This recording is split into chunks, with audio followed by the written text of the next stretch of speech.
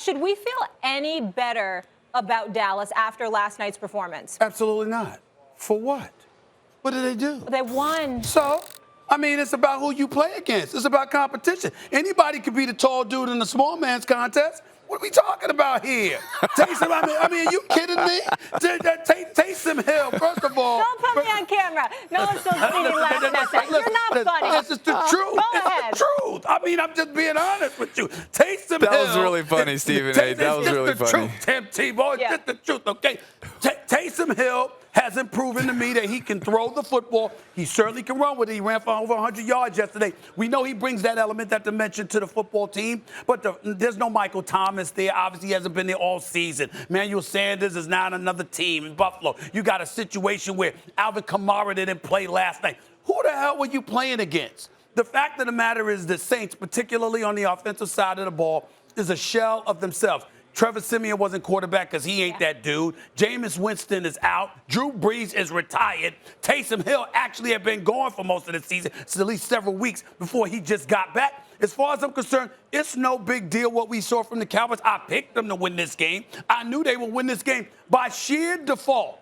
Who you're going up against matters. Yeah. If you're not playing, you ain't playing against yourself. You're playing against a weak team. You understand what I'm saying? Sean Payton was coaching. So what? He can't play for him. He can't run routes. He can't catch passes. He can't fling the football. He can't run between the tackles. He can't do any of that stuff. He can tell you what you should do, but at the end of the day, if you don't have the personnel to actually do it, then the bottom line, Tim Tebow, is it is what it is. The New Orleans Saints is a shell of what themselves and what we've known them to be, which is why the Dallas Cowboys were easily favored to win this game, despite Ezekiel Elliott clearly being hobbled, clearly not 100%. Despite all of that, and Amari Cooper just coming back and all of this stuff, oh, please, wasn't nobody worried about them beating the Saints because the Saints ain't the Saints anymore. Matter of fact, they're closer to the Aints than they are to the Saints over the last 4 weeks. Two good lines by you. There's a lot of one-liners in there, Stephen A. I like where you went on that, but somehow it all came back to you and you picking the Cowboys over the Saints. Wait a second. If we go back to all your picks the last couple of weeks, remember that Chiefs-Cowboys game? Okay, so let's just calm down on the picks. But I do agree with you. I don't think we learned a lot about the Cowboys. I don't think we saw a lot of new things out of the Saints. But there's one thing that is so interesting to me about the Cowboys. They're in 20-plus yards or more, they're second in the NFL offensively. Their defense is number one in giving them up. This is a team that has a lot of big swings and a lot of big misses, and for them to be consistent and to actually make a run at this thing, yes, you might be explosive, and we saw explosive plays, especially when they have Amari Cooper and CeeDee Lamb and Gallup making those catches, and Schultz, who's turned into a really good tight end, and Pollard, who's way more explosive right now than Zeke. But if Zeke gets healthy, they're still going to be able to make explosive plays, and so I think they're a scary team. But the problem is they're not a consistent team. When you give up the most 20-yard or more plays in the NFL, you're going to lose games, and you're not going to be able to make a run in the playoffs. Like, when you consistently do that, especially against offenses that aren't really good, how can someone possibly say, you know, I'm going to bet on you to win it all? I just don't think they're a team you can bet on right now. Yeah.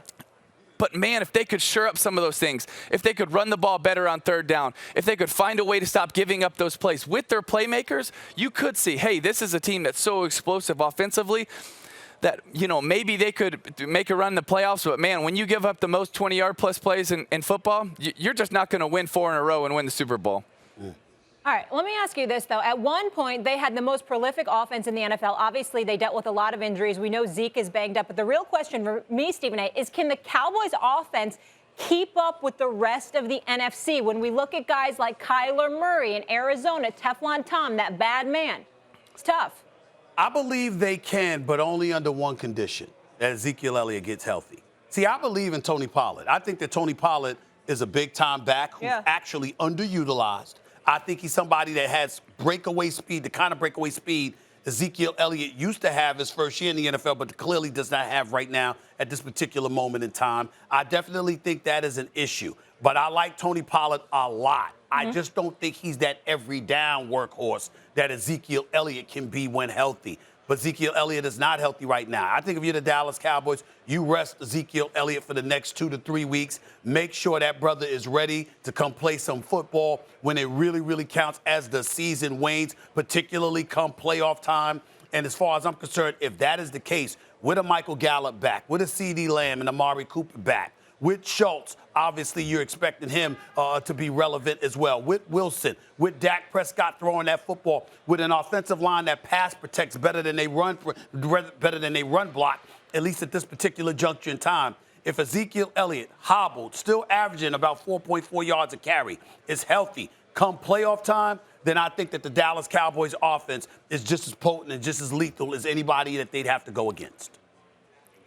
Yeah, Stephen A., I hate to say this, but I completely agree with you. I think this offense can keep up with those other offenses, but that shouldn't really be the question we're asking. The question is, can their defense keep up with the other defenses? Can it keep up with Tampa Bay? Can it keep up with Green Bay? Can it keep up with Arizona? That's where I don't think their defense can keep up with those defenses. That's why when I look at those matchups, I give the edge to those other teams over Dallas all day right now. Well, I love the fact that you threw that out there, because that gives Dallas Cowboy fans cause to pause, which obviously prevents them from being as happy and as braggadocious as they tend to be. My goodness. It humbles them just a little bit, and I'm all about humility. I'm all about humility. Wait, But the question is, why do you find Wait. joy out of other people's hardships? Excuse Why me? do you get more joy when other people suffer? I feel that way about no one but Cowboys fans. No one but Cowboys my fans. goodness. They're the only people in the world I feel that way about. Anybody else, my heart, compassion, empathy, all of that stuff applies. Not the Cowboy fans. Thanks for watching ESPN on YouTube. For live streaming, sports, and premium content, subscribe to ESPN+.